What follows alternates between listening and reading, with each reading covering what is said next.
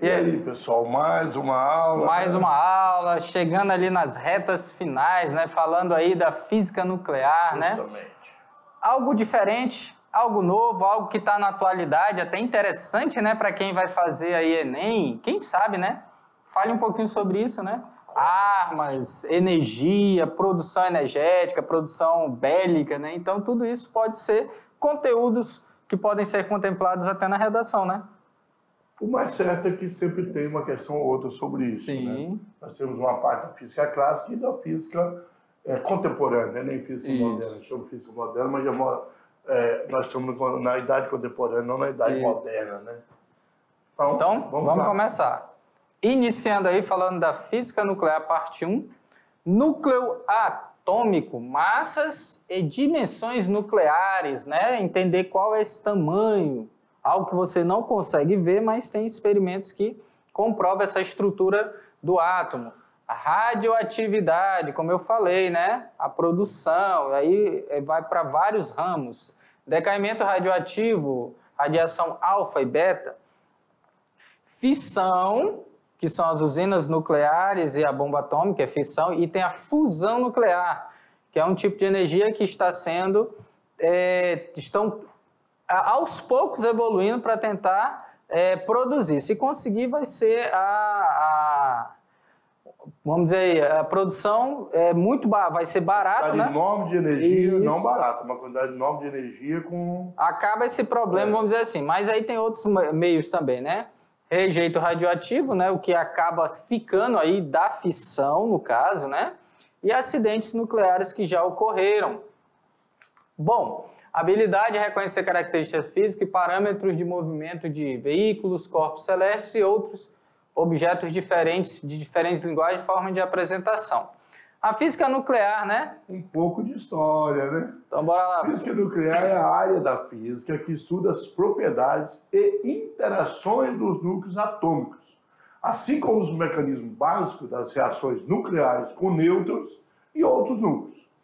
As aplicações mais conhecidas nessa área são a geração de energia nuclear e a tecnologia de armas nucleares. Porém, esse estudo tem sido aplicado em outras coisas, como a medicina nuclear, ressonância magnética, engenharia de materiais e alguns outros aí que estão desenvolvendo além dessa área de energia e de a corrida armamentista, digamos assim. Né? Existem várias forças na física. Podemos classificá-la em 4 grupos. A força gravitacional tem relação com a atração entre os corpos, né? Responsável pela órbita dos planetas, pela queda de uma fruta, por exemplo. Né? E aqui ela está relacionada praticamente com todo o corpo que tem massa. Tem massa, força gravitacional. E sendo atraído por outro corpo maior, sim, a Terra em volta, o Sol com a Terra e assim por diante.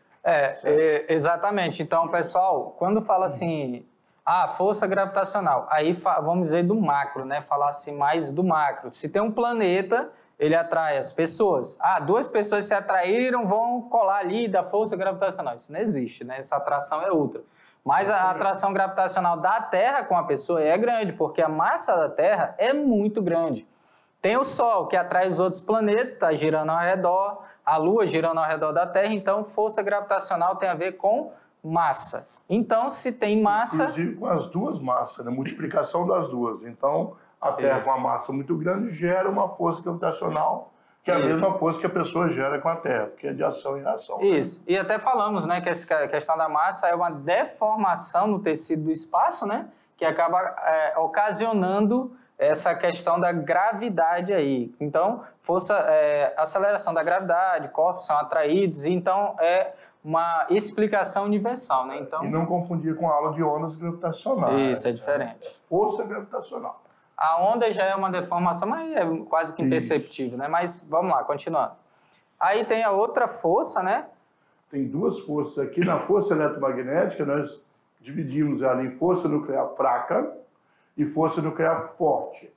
Elas que dão origem aos fenômenos elétricos, aos ímãs, reações químicas, etc. A força nuclear fraca, ela produz o decaimento que um elétron é emitido do núcleo. E a nuclear forte é responsável por manter as partículas do núcleo unidas. Né? Nós temos o núcleo lá, temos prótons, nêutrons, quarks, na verdade, Depois vamos falar de outras subpartículas. Onde mesmo que tem as cargas elétricas iguais. E é onde é a maior quantidade de energia exatamente no núcleo, né? Também. E algumas falam que pode ser até considerada 3, né? Eletrofraca, que fala sobre a eletromagnética com a fraca, aí junta e tudo mais, mas no normal são essas 4, né?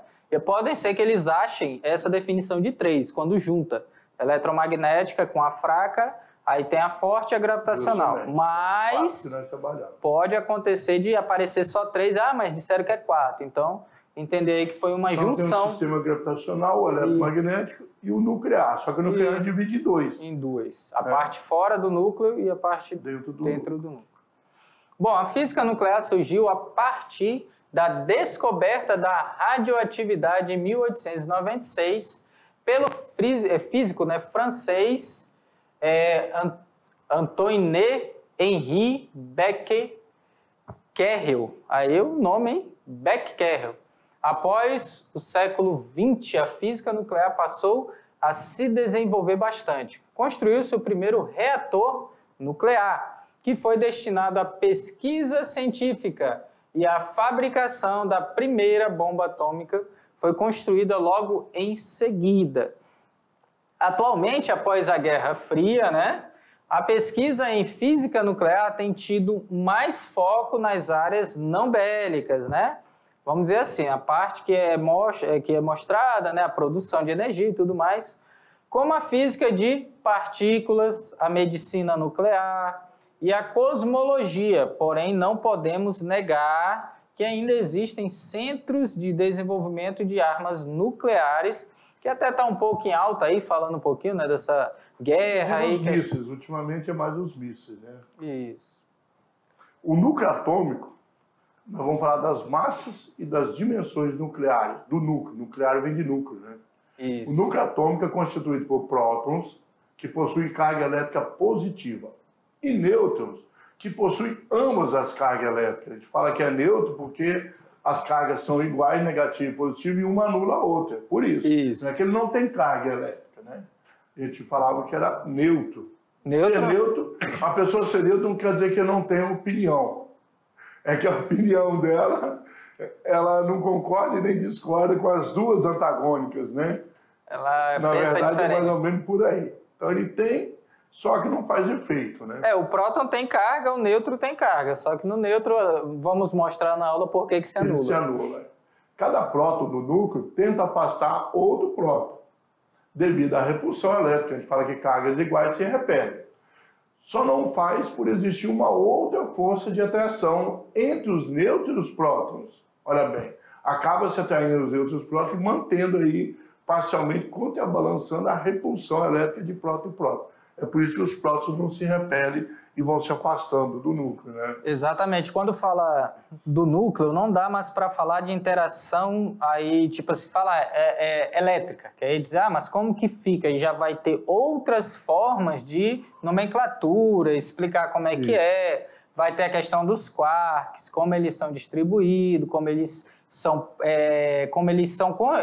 constituem, né, o próton, o nêutron e outras partículas também, só que a maioria das outras não são estáveis, elas não existem assim do jeito que o próton e o nêutron existem. Tem que ser, por exemplo, na colisão, lá por exemplo, no acelerador de partículas.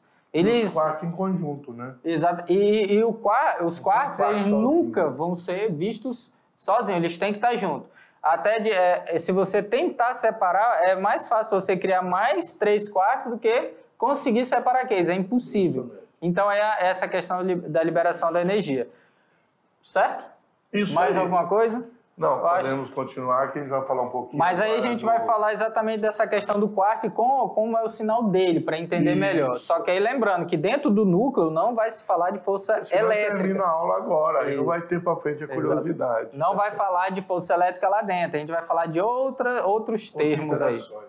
Outros termos, né? Historicamente, vários modelos foram propostos para o núcleo. Olha bem, já tinha modelos para o átomo, agora é só para o núcleo. O modelo da gota líquida, o modelo óptico, o modelo coletivo, entre muitos outros aí. Vamos citar alguns que vamos falar de todos também. Isso. Entretanto, o panorama do núcleo atômico só foi ficando mais claro quando a estrutura das próprias partículas elementares. O que é elementar, pessoal? Elementar é aquilo que é feito como um único elemento. A partir dali não teria mais divisão, né? Mas só que as partículas elementares, próton, elétron e nêutrons, depois descobriu que na verdade não era tão elementar assim.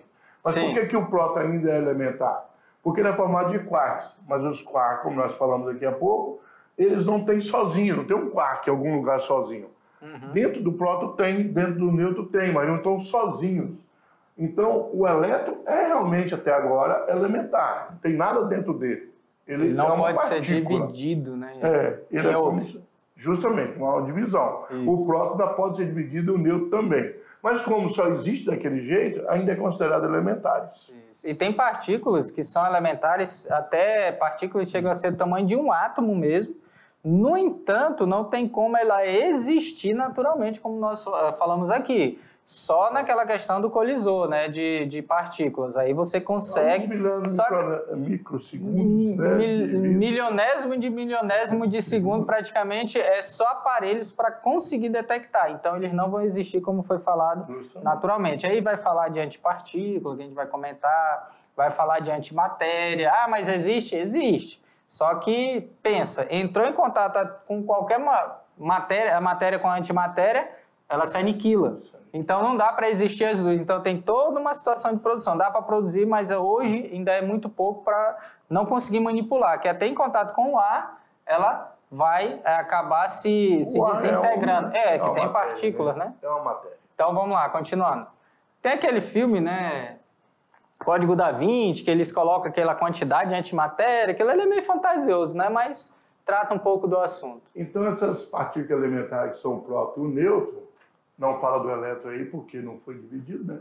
Foi sendo desvendada, demonstrando que essas não eram assim verdadeiramente elementares.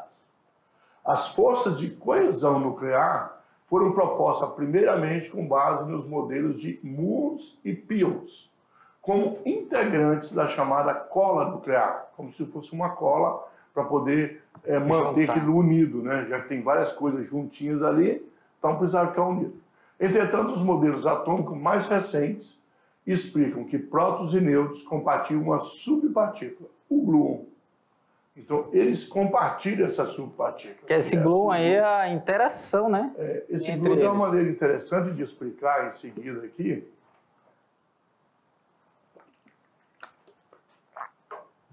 Pode falar aí, professor.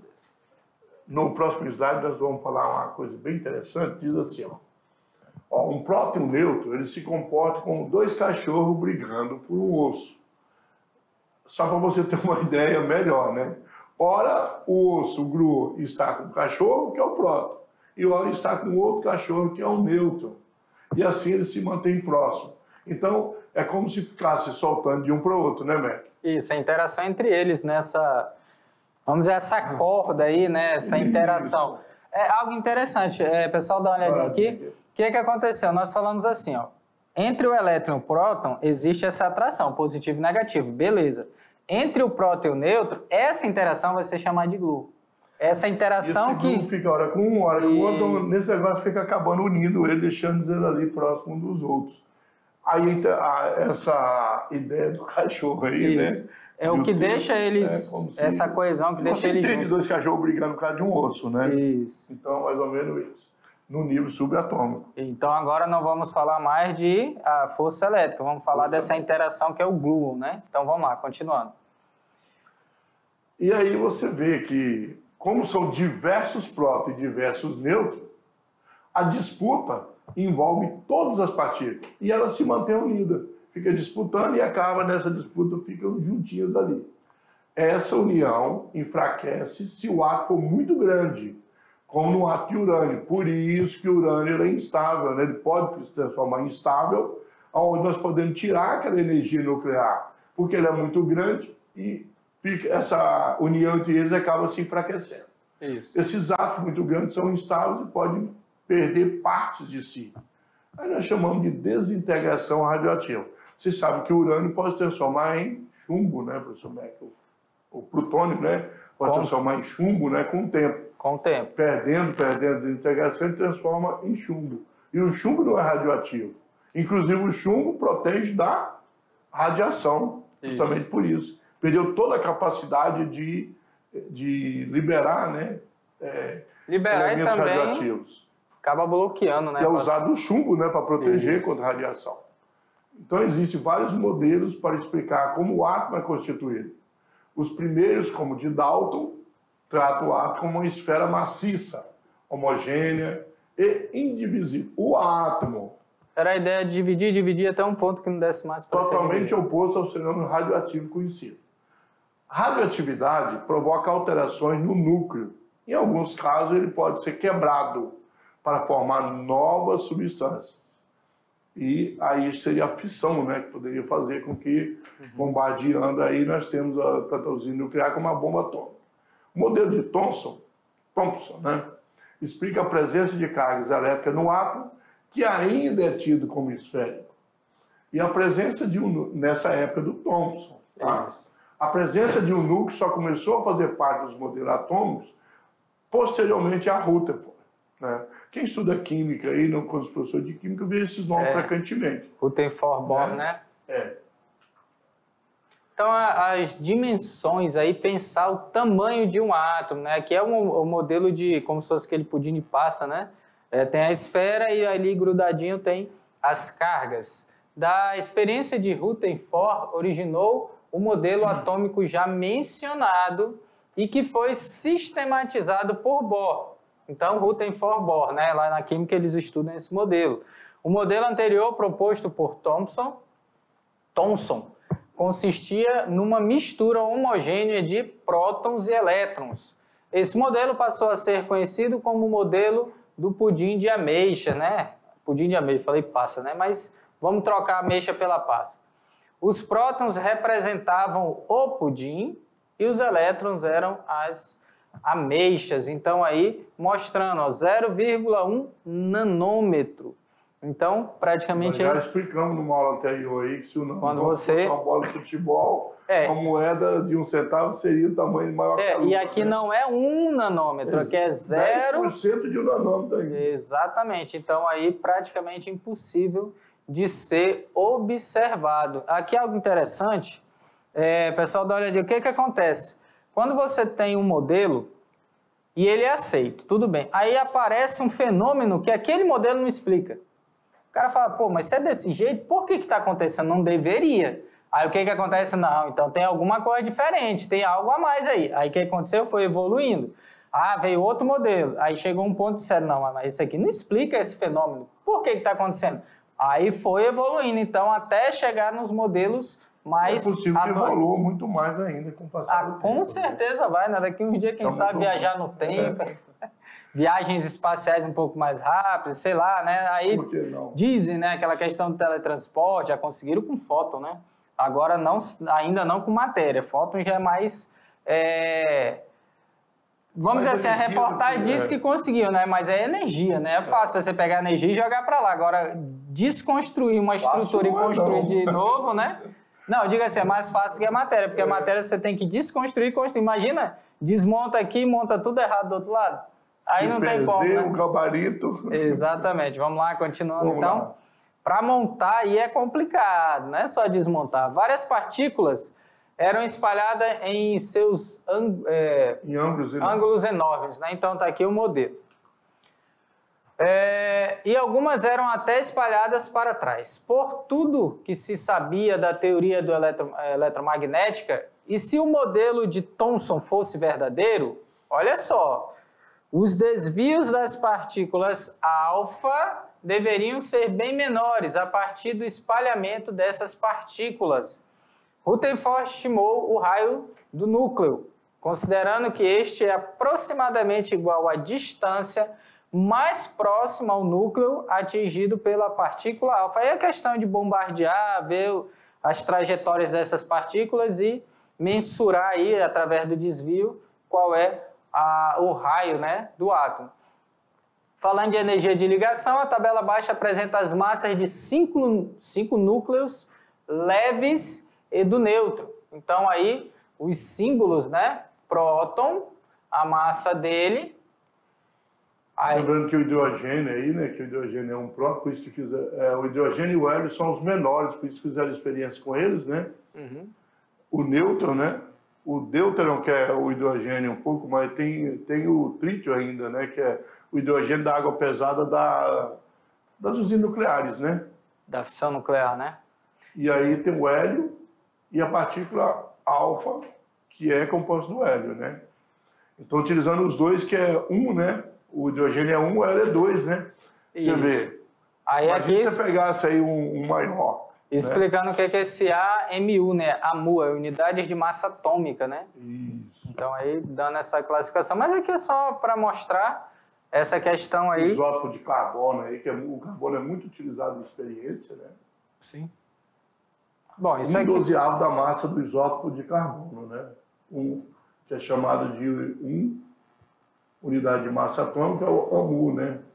Então, aqui mais para conhecimento mesmo, né?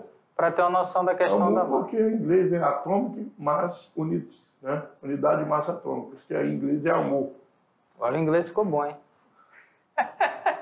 Radioatividade, decaimento, radioativo alfa e beta, né? Senão seria uma, né? Se fosse no brasileiro, unidade de massa atômica. Isso. Não AMU. Radioatividade é um fenômeno natural ou artificial, pelo qual algumas substâncias ou elementos químicos chamados radioativos são capazes de emitir radiações, as quais têm a propriedade de impressionar placas fotográficas, fazer a impressão, né? O registro, ionizar gases, produzir fluorescência e atravessar corpos opacos à luz. E como fala fluorescência... Consegue passar e eles passam. Fluorescência, aquele caso do Césio, né? 137, é isso? O Césio lá que brilhava e tudo mais, teve aquela contaminação. As radiações emitidas pelas substâncias radioativas são principalmente partículas alfa, beta e gama. A radioatividade é uma forma de energia nuclear usada em medicina, a radioterapia, e consiste no fato de alguns átomos, como os do urânio, rádio e tório, serem instáveis, perdendo constantemente partículas alfa, beta e gama. O urânio, por exemplo, tem 92 prótons. Porém, através dos séculos, vai perdendo na forma de radiação até terminar em chumbo, com 82 prótons estáveis, você vê. Por isso que o chumbo aí, quando o chumbo perdeu, pessoal, todos esses prótons, através da radiação, ele se transforma em estável. E o chumbo protege contra a radiação, porque ele não tem mais radiação. Ele perdeu toda ela, então não tem como passar por ele também. E como falou, aí é um processo natural, né? Que se encontrar... Usa o negócio de chumbo contra o raio-x lá na máquina, né, com os operadores, etc. Geralmente ele tem que ter uma roupa bem pesada, né? Coloca aquele colete, faz todo aquele processo, então... Isso eu acho que o pessoal não chega a ver a placa em si, né? Porque é revestido ali, mas ali isso dentro não quer dizer que as barras de urânio usadas na usina nuclear já virou chumbo e tem que guardar lá. Não, elas não perdem toda a radioatividade, ela vai levar muitos anos para perder. Que é os resíduos, tem que entender né? isso, né? Que é o descarte dessa questão. Ela não produz mais aquela quantidade de energia térmica ali dentro do lugar onde está o tanque, né? Aí ela é retirada, as varetas, né? E colocada num outro local. Mas ela ainda tem radioatividade, só para você ter uma ideia. Com certeza. Leva um tempo, né? É mais de 100 anos que tem que ficar soterrado, né? Então vamos lá, continuando. Bom, então foi observada pela primeira vez pelo francês Henri, aqui em 1896, enquanto trabalhava em materiais fosforescentes. Lembrando que a palavra radioatividade veio dos Curie, né? Isso. Marie Curie o marido dela. E o marido dela também. A radioatividade ela pode ser radioatividade natural e espontânea. É a que se manifesta nos elementos radioativos e nos isótopos que se encontram na natureza e poluem o meio ambiente. Radioatividade artificial ou induzida é aquela que provocada por transformações nucleares artificiais, foi o que nós falamos aqui, né? Utilizando para a produção de energia elétrica. Bom, decaimento radioativo. À medida que a radiação é emitida, o átomo se desintegra, o que resulta na sua transformação, pois é um número atômico que determina o elemento químico. O tempo que essa desintegração do elemento leva para reduzir a sua massa pela metade é chamada de meia-vida ou período de semidesintegração. E de vez em quando cai no Enem essa questão de meia-vida, viu, de elementos. É importante prestar atenção nisso aí, tá? Não tem nada demais, é teórica, mas se não prestar atenção não sabe o que está falando, né? Aí tem os tipos, né? O tipo de radiação determina o poder de penetração na matéria, que são, respectivamente, baixa, média e alta. Alfa, né? Partículas alfa são partículas pesadas de carga positiva que desintegram do seu núcleo 2 prótons e 2 nêutrons. A sua radioatividade pode ser impedida por uma folha de papel. Então, a pessoa que conhece a radiação, ela vai saber que tipo de proteção que tem que ter, né? A proteção dela é baixa, né? Porque uma folha de papel consegue reter. A beta são partículas de carga negativa que não contém massa. A sua radioatividade superior à de alfa, lógico, pode penetrar uma folha de papel, mas não uma placa de metal. Então, olha só, não consegue passar. E a radiação gama, né? São ondas leves, de altíssima frequência que não possuem massa. A sua forte capacidade de penetração faz com que a sua radioatividade passe tanto pelo papel quanto pelo metal. Mas o Hulk conseguiu observar. Então, pelo ser humano não passa, é isso? É o Hulk, né? Então, fissão ou fusão nuclear, rejeito radioativo e acidentes nucleares. Durante a Segunda Guerra Mundial, a humanidade se deparou com uma arma que chocou o mundo, né? A destruição das cidades de Hiroshima e Nagasaki em 1945. Mostrou ao mundo grande poder de destruição da fissão nuclear. Então, a fissão nuclear é um processo em que se bombardeia o núcleo de um elemento radioativo como um nêutron. Essa colisão resulta na criação de um isótopo do átomo, totalmente instável, que se quebra formando 2 novos elementos e liberando grande quantidade de energia. Então, o que acontece? Isso é o início, né? Aí, o que vai acontecer? Esse processo vai se repetir várias e várias vezes. Então, aqui a fissão, né? Então, esse processo ele vai acontecendo. Então, a partir do primeiro, ele vai espalhar muito rapidamente. A fusão nuclear ocorre quando 2 ou mais núcleos de um mesmo elemento se fundem e formam outro elemento. Olha a diferença. Esse é bombardeado e separa. Esse aqui se funde. Então, ó, liberando energia. Um exemplo de fusão nuclear é o que acontece no interior das estrelas, no caso, né? Quando 4 núcleos de hidrogênio se fundem para formar um átomo de hélio. Esse processo libera uma quantidade de energia muito maior que é liberada no processo de fissão nuclear. O hidrogênio é 1 e o hélio é 2. Você precisa de 4 hidrogênios para formar um hélio. Porque outras coisas são liberadas. Então, né? pessoal, dá uma olhadinha aqui. A diferença, a fissão, ela produz radiação. Então, aí o problema é uma energia limpa, não produz gases que vão afetar a camada de ozônio, de água, né, mas tem a radiação. Tem que ser colocado em locais certinho, geralmente numa estrutura que cava, com concreto, colocar tudo protegido. Como o Décio falou, ele leva um tempo para perder aquele restinho de radiação, vamos dizer assim, né, que ainda está produzindo. A fusão não, a fusão ela produz muita energia limpa também, porém o poder de explosão dela é imenso. Então tem que ser controlada, tem que ter todo um processo para conseguir controlar, porque se explodir também é muito potente, mas justamente. Muito potente mesmo. Então vamos continuar. Você até percebe ali, né, no slide, voltando vamos lá, continuando? Olha bem, durante a fusão, o que vai liberar? O hélio, né? Eram 4 hidrogênios. Não é o professor não, né? Não é o hélio não. Não é o hélio professor de filosofia não. É o hélio. Um trítio, um deutério e um nêutron, né? Olha lá, você pega um trítio e um deutério, vai formar um hélio, mas vai sair um nêutron. Esse nêutron, ele não vai ficar sozinho por aí, né? Igual no sólido, vai ter que se unir com alguma outra coisa, né? Isso. O nêutron não fica sozinho, né? Aqui um exemplo da fissão, né? Então a explosão de uma bomba atômica consegue facilmente arrasar uma grande cidade. Na imagem, a cidade de Hiroshima, Japão, após a explosão da primeira bomba atômica usada contra civis, que é um absurdo. em finais de Segunda Guerra. E lembrando aí que os Estados Unidos nunca foi punido, né? Não. Por ter usado uma arma química aí, né? Uma arma nuclear, no caso. Nem química, nuclear, né? Em 1952 foi criada a bomba H. Olha a diferença, bomba de hidrogênio, para ver a diferença de energia, que tinha como reator nuclear a fusão do hidrogênio.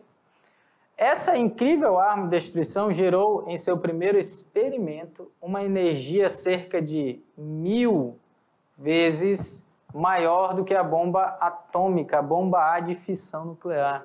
Então, para ver, 1000 vezes mais potente. Aí o ser humano se dedica para fazer uma arma... Se quiserem procurar, foi feito no pau de biquíni. A gente vai... né? Vocês vão encontrar algumas reportagens sobre isso. A principal diferença entre o reator de uma bomba atômica e o reator de uma usina nuclear é que nessa a reação de fissão é controlada. Lógico que tem que controlar, porque não quer que exploda, né, a usina.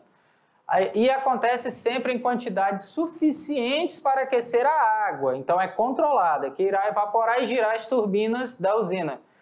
Na bomba atômica, essa reação não é controlada. Atualmente, a produção de energia nuclear tem se destinado à obtenção de energia elétrica, chamadas de usinas termonucleares.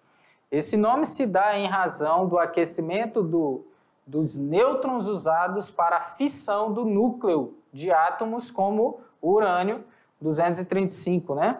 Que gera um alto grau de agitação, fazendo do nêutron um excelente projétil, né? Para a quebra do núcleo. Então aí é controlado e é usado para produzir energia. O rejeito radioativo, né, os resíduos dos materiais compostos por elementos radioativos, representam um grande risco à população, uma vez que podem provocar doenças tais como o câncer. Como falamos, tem que ser descartado em locais que lá é preparado, né, toda uma estrutura para colocar esse lixo radioativo, vamos dizer lixo, né?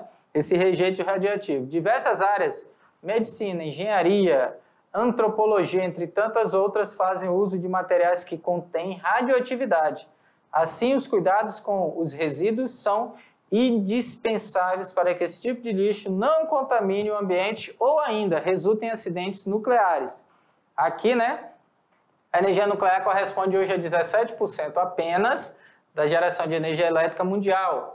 Apesar de não gerar os gases do efeito estufa, o perigo se encontra nos resíduos de alta radioatividade e na possibilidade de acidentes nas usinas, que podem ser devastadores. Aqui um exemplo, né? Alguns exemplos. Aqui está falando assim, todo mundo. Aqui está falando acidentes na Rússia, no caso aqui, mas em outros países também. Vai falar alguns aqui, mas esse aqui no caso que vai falar já sabe que é a União Soviética. O mais famoso, né, o de Chernobyl. Mas aí no caso é a Ucrânia, né? Só que era a União Soviética. Justamente. Mas teve ainda na época União Soviética, né? Nós tivemos esses aí. Hoje, falou na Rússia hoje, mais ou menos naquela área, né? Isso. É considerado, Ucrânia, né? É considerado o maior desastre nuclear da história, quando o reator da usina apresentou problemas técnicos, liberando uma nuvem radioativa com 70 toneladas de urânio e 900 de grafite na atmosfera. Atingiu o nível 7 da escala internacional de acidentes. Ainda na União Soviética, tivemos acidentes de... Aí 57 e 93. Só para ter uma época que é muito antiga dos acidentes, né? Isso. Então, aqui. Em 57. E fala muito de Chernobyl, mas nos Estados Unidos nós tivemos, ó, em 1970 em Yucca Flats, em 79 em 3 Miles Land, né? Acidente de nível 5, né, no Tennessee. Então nós tivemos também em muitos outros países. Só passando para vocês terem uma ideia, na verdade. Isso aqui, na verdade, era para testes nucleares, né, de armas. Esse Yucca Flats. Só que teve uma que foi tão potente que teve rachaduras e foi nesse passou. Yucca Flats, em 1970. Aqui, no caso, dispositivo a potência detonado subsolo, né? Em detrimento radioativo na atmosfera. Isso. Então, aí, não teve como... E outros países também que nós tivemos aí. No Japão. O Japão até é o mais recente, em 2011, né? Em Fukushima, mas tivemos em Só que aí não foi 99. Na realidade, isso aí não foi um acidente em si, né? Por causa do tsunami, né? Mas foi um acidente natural, mas foi... Mas não foi um acidente da usina, né? Mau funcionamento. Foi porque uma onda daquele tamanho não tem como. Mas a usina não funcionou, né? Os geradores não conseguiram tirar a água com as bombas e foi por isso que superaqueceu. Isso. Então acabou, a usina não era projetada para aguentar um tsunami. Eu acho que não foi o terremoto causado pelo tsunami, mas sim a onda. Que alagou e não conseguiu retirar a água. Então foi sim uma falha da usina nuclear lá no Japão, que ela não conseguiu prever isso aí. Acho que ninguém ela é previa. muito antiga também, essa é uma das mais antigas, feito na época com o processo junto com a Alemanha. Acho que na ninguém Inglaterra previa, em 57, Tchecoslováquia também em 77, né? E na França em 2008. Acho que ninguém... A gente fala assim, só aconteceu isso no Japão, mas já teve no mundo todo, né? Lógico que alguns, né, nível 5, nível 7, como foi falado, né? Menores. Eu acho que ninguém estava esperando, né, um acidente natural desse nível, né? Então aconteceu. Mas aqui o principal, acidente no Brasil. Na realidade, esse acidente aqui foi falta de descartar no local correto. Justamente. Então, não foi de uma usina nuclear como as outras. Césio 137, 1987, eu tinha aí 3 anos de idade, né? Um acidente radioativo de nível 5. Segundo esse órgão, aconteceu em Goiânia, em 1887, quando 2 catadores de papel encontraram um aparelho de radioterapia e levaram para o Ferro Velho. Após desmontarem o aparelho, os homens encontraram a cápsula de chumbo com cloreto de césio em seu interior.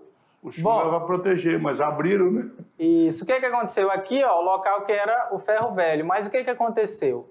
A coloração brilhante do cloreto de césio no escuro impressionou, né, Devaí Ferreira, o dono do Ferro Velho, que levou o pó branco consigo e distribuiu o material para familiares e vizinhos. Após o contato com o césio, náuseas, vômitos e diarreia atacaram a sobrinha de Devaí. Foi a primeira a falecer 6 dias após ingerir o material, ainda comeu, né?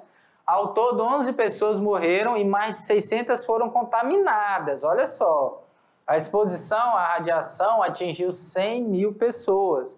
Então, o que acontece? Pessoal, dá uma olhadinha, às vezes a pessoa fala, mas para que falando sobre isso? Exatamente, se você pensa assim, tem a possibilidade de pessoas que não têm um certo conhecimento. Quando a gente fala ignorante, não é que a pessoa é mal educada, como já comentamos aqui, é porque ela não tem o conhecimento daquilo. Então, o que ela fez? Mexeu numa máquina, que eu acho assim, que a maioria... imaginou que aquele é radioativo? Exatamente. Ideia, né? E até pensar assim, às vezes, eu já fui fazer uma ressonância magnética, uma tomografia depois de adulto. Eu, quando era criança, nunca fiz. Até, desculpa brincar, assim, pobre não faz esses exames, né? Acho que tem um SUS mas demora 6 meses, tudo bem. Então, o que acontece? A pessoa não tem conhecimento, nunca viu aquilo. Como que ele ia saber que é aquele material? Então, essa ideia de você, pelo menos, ter um conhecimento... vai mexer lá Hoje em dia também tem muito conhecimento na internet, mostra, né? Tem notícias e tudo mais. Com descaso das autoridades, principalmente do hospital, que deixou Exatamente. Estava jogado, simplesmente abandonaram o ambiente e deixaram a máquina lá, sabendo que aquilo, então... É perigoso, Nossa, perigosíssimo, Só para né? vocês terem uma ideia, essas máquinas, por causa do césio que tem ali, devido ao embargo com Cuba, dos Estados Unidos, há muito tempo, não libera nem esse tipo de máquina para Cuba comprar, país comprar. Isso. Só para não manipular o césio, né? Então, só para ter uma ideia de como é perigoso esse césio. Porque se um país não deixa o outro comprar, talvez seja até uma coisa assim meio estranha do embargo, mas é porque realmente aquela quantidade de césio, um país pode pegar aquilo e começar a trabalhar nível atômico, né? Estudar e etc. Apesar que Cuba é um país pobre, mas é um país... perigo, né? É um país muito que as pessoas, praticamente todos estudam, né? O nível de educação lá é bem alto, né? Então, para um pesquisador, só basta um pouco de material, né? É proibido, então, mas... beleza? A aula continua.